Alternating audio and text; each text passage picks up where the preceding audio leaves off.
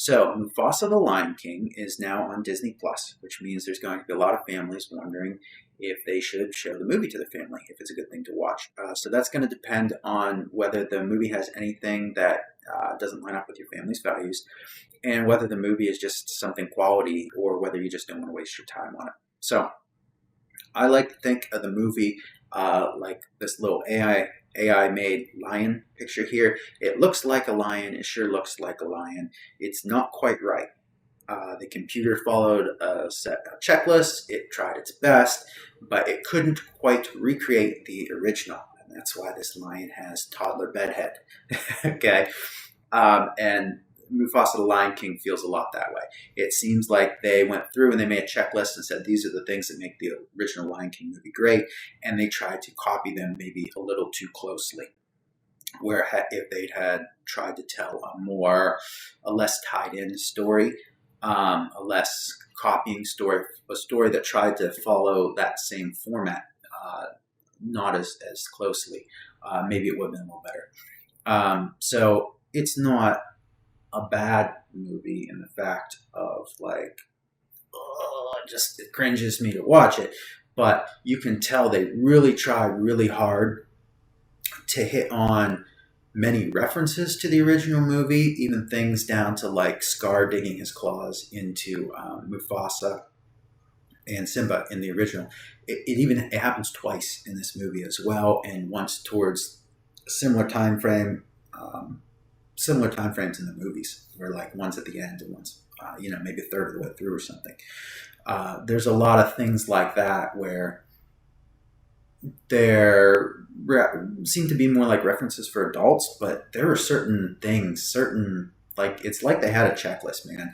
They Mufasa ends up with I don't even know how you pronounce the name properly, but it ends up being Scar. And so now they're together as cubs, like brothers, from different families. Mufasa's adopted into Scar's family.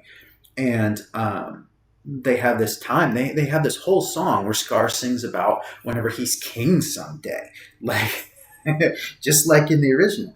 And then they use a song to transition from cubs into older lions. And there's just a whole lot of things like that. So if your family is hardcore Disney fans, you might just boycott it out of principle. That's like, hey, this isn't up to the standard. But otherwise, I think most families are probably going to find it's fine as far as a desirability standpoint. That our kid's going to like it? Sure, good enough. As far as the other aspect, where does your family agree with the values and stuff in the movie? It does have some spiritual aspects in it. Rafiki, the monkey, he prays over this lion and she gets all better. He sees visions. He talks about the spirits. Simba has dreams and sees his mother and stuff. They talk about this mythical place called Milele, which is like some kind of almost like a utopia, but more like just the grass is greener kind of thing. It's a great place to go and that sort of thing. So there are spiritual aspects. Rafiki's meditating at one point in time as well. So there are some spiritual aspects of it. They don't attribute it to a specific religion, but spiritual, magical, that kind of thing.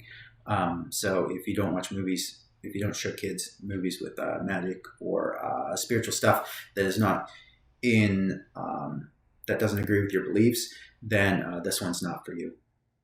Otherwise, it's not. It doesn't really have too much stuff that anybody would object to. It's not really overly scary. The lions. So what happens is Simba loses his parents, and he ends up falling in with Scar. His family adopts them, and they're the leader of Scar's family doesn't like outsiders and stuff. So Mufasa has a little bit of that. I'm sorry, I think I said Simba earlier. Mufasa loses his parents and falls in with Scar's family. So the head of Scar's family doesn't like outsiders. So Mufasa's kind of always this outsider, but he's still part of the family. And he then these other lions come in, and their goal is apparently to wipe out all the other lions. I don't know, they're like conquering lions or something. So they send the boys off and like, hey, you gotta protect the bloodline. Mufasa, watch over this dude. He's your responsibility, kind of thing.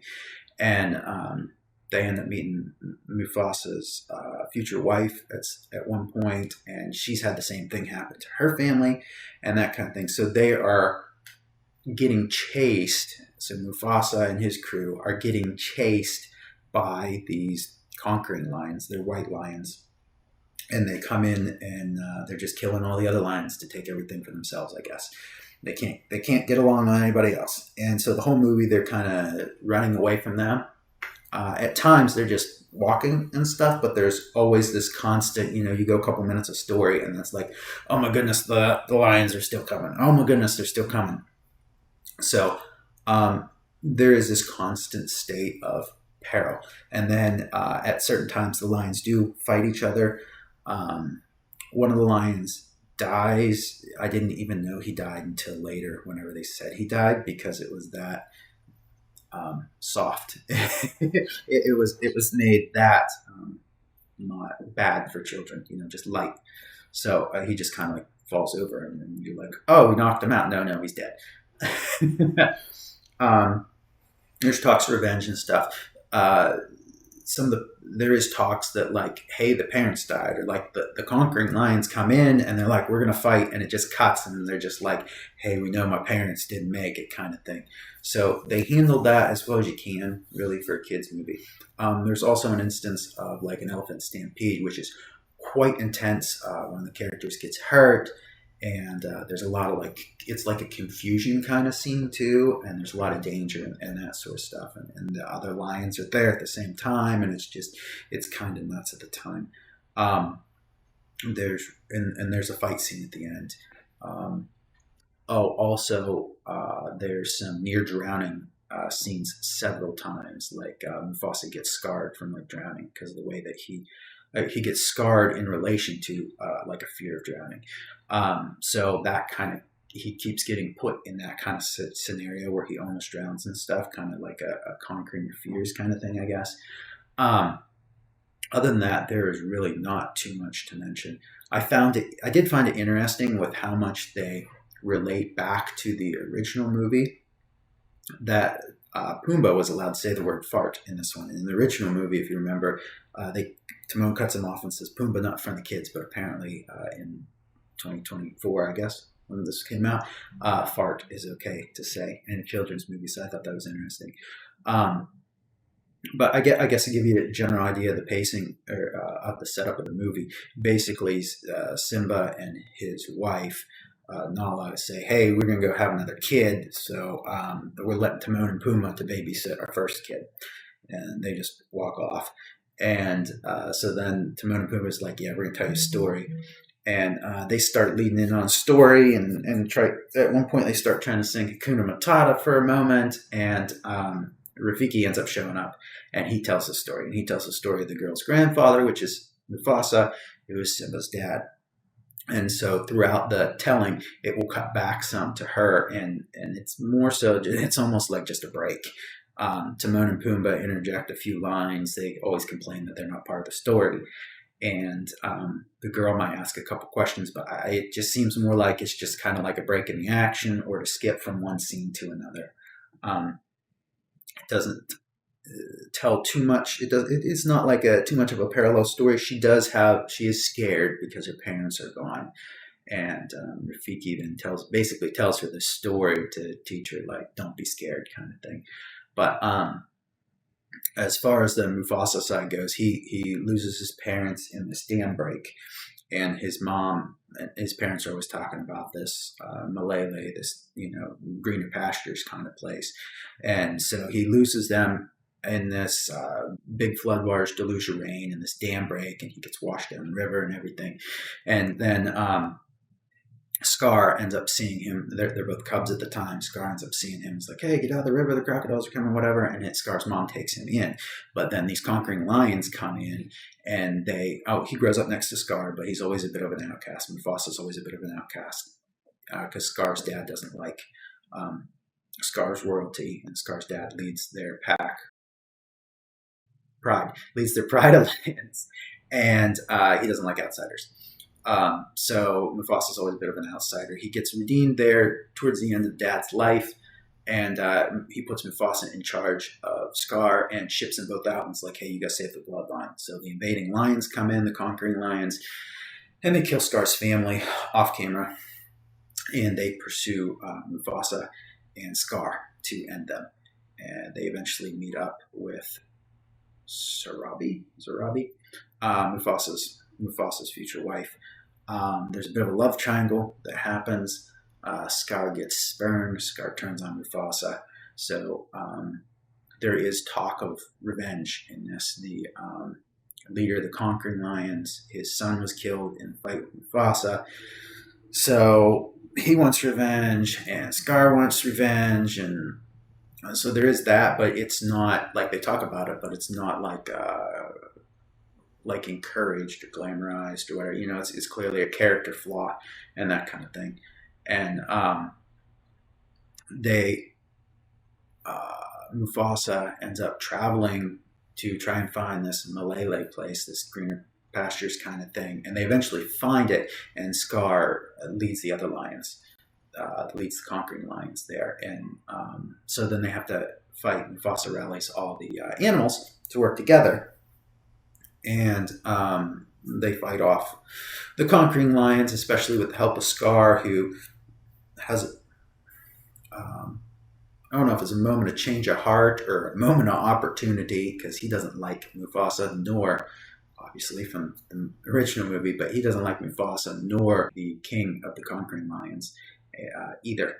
He was just kind of being deceitful. So he teams up with Mufasa. The conquering lion gets taken down, and Mufasa, he lets Scar stay, but you know, Scar's clearly spurned, and that sets it up for the original movie.